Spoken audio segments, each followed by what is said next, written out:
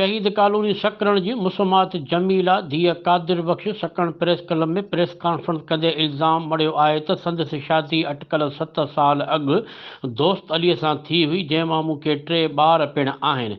मुंहिंजो मुड़ुसु कुझु वक़्त खां मूंखे ग़लति रस्ते ते हलण लाइ ज़ोर भरे रहियो आहे, जॾहिं त मुंहिंजा माइट पिणु लालच में साणुसि सलाहू आहिनि।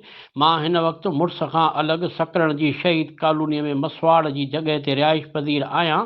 मूं मुड़ुस खां तलाक वठण जो केस सिविल कोर्ट सकरण जी फैमिली जज वटि पिणु दाख़िल करायो आहे, जंहिं ते मुंहिंजो मुड़ुसु ऐं मुंहिंजा माइट हर हिकु कादिर बख़्श, इम्तियाज़ अली, सज्जाद अली, शबीर अहमद, हबीबुल्ला ऐं निज़ामुद्दीन मुंहिंजे जान जा वेरी थी चुका आहिनि, जेके मूंखे पुलिस जे हथां धमकाए रहिया आहिनि।